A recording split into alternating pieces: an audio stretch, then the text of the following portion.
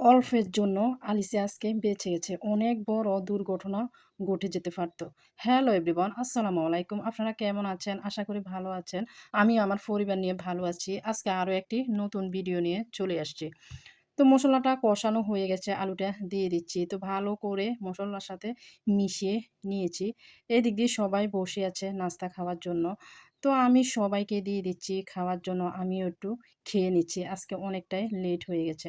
তো দুপুর হয়ে গেছে, রান্নাবান্না করার জন্য রান্নাঘরে চলে যাচ্ছি। এদিক দিয়ে আলিসা কাঁচের বোতলটা ভেঙে অল্পর জন্য ও বেঁচে গেছে। ওর পায়ে এই কাঁচের বোতলটা লেগে গেছে।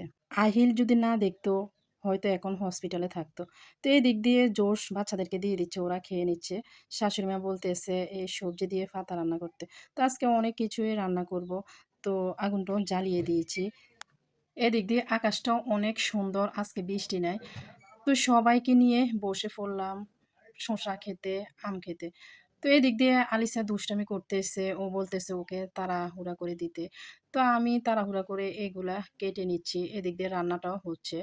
তো যাদেরকে বলতেছি দাঁড়াতে ওদেরকে নিয়ে খাবো। তো আমার আমটা ফ্রিজ করতেছি আর আহিলে টানাটানি করতেছে।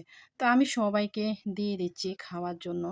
তো আমরা সবাই মিলে এখন আমটা খেয়ে নিচ্ছি। তো আপনাদের ভাইকেও বলতেছি খাওয়ার জন্য, উনি খাবে না। গ্রামে এমনটাই হয়, যেকোনো জিনিস সবাই মিলে আমরা খাই।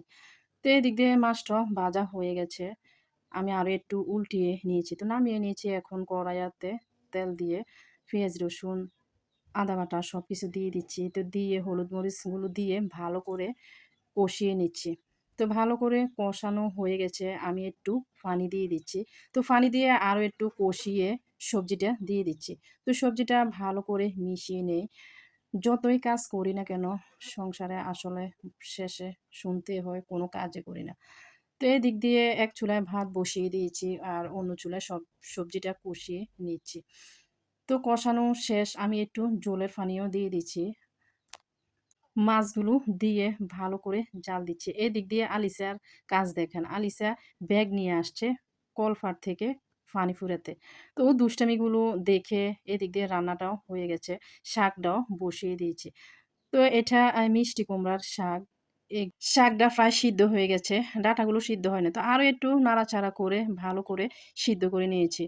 তো শাকটা হয়ে গেছে। এখন তেলটাও দিয়ে দিচ্ছি, রসুনটাও দিয়ে দিচ্ছি। তো ভালো করে নাড়াচাড়া করে নিয়েছি। তো আমার সবজি ভাজা হয়ে গেছে, শাকটাও হয়ে গেছে, ভাতও হয়ে গেছে। তো আজকে দুপুরে রান্নাবান্না এগুলাই। তো এদিক দিয়ে তাড়াহুড়া করে উনার জন্য আমড়াটা কেটে নিচ্ছি। ওর পছন্দের খাবার এটা। ও আমড়া খেতে অনেক পছন্দ করে। আমি সবসময় চেষ্টা করি আমার হাসব্যান্ডের পছন্দের খাবারটা বানিয়ে দিতে, নয়তোবা তৈরি করে দিতে। তো এদিক দিয়ে আমড়াটা ছোলা হয়ে গেছে, এগুলা কেটে নিচ্ছি। তো কাটাকাটি শেষ, আমটাও ছুলে নিচ্ছি। আমটাও কেটে রাখবো। তো কাঁচা আম খেতে ও পছন্দ করে। তো আম যেহেতু এটা কাঁচা, এজন্য আমি ওর জন্য আমটাও কেটে নিচ্ছি। তো ও অনেক বড় একটা আনারস হয়ে নিচ্ছে। তো আনারসটাও কেটে দিব। আসলে ও বাড়িতে থাকে না, দোকানে থাকে। তো যেহেতু আজকে জুমার দিন, এজন্য আমি ওর সব পছন্দের ফলগুলো কেটে নিচ্ছি। তো আমটা কাটা হয়ে গেছে, এখন আনারসটা কেটে নিচ্ছি। তো পুরাটা আনারসও খেতে পারবে না, যেহেতু আমার শাশুড়ি মাও বাড়িতে নেই। তো ওর জন্যে আমি কেটে নিচ্ছি। আমিও আনারস খাই না, আমি এটা পছন্দ করি না। তো আনারসটা ছোলা হয়ে গেছে, এখন টুকরো করে নিচ্ছি। তো আজকে ও অনেক খুশি হয়ে যাবে। ওর পছন্দের ফলগুলো আমি কেটে ওর সামনে যখন দিব রেডি করে, ও খুশি হয়ে যাবে। তো আমার ফল কাটাকাটি শেষ। আমি সবকিছু রেডি করে দিচ্ছি। দেখা হবে নেক্সট ব্লগে। আল্লাহ হাফেজ।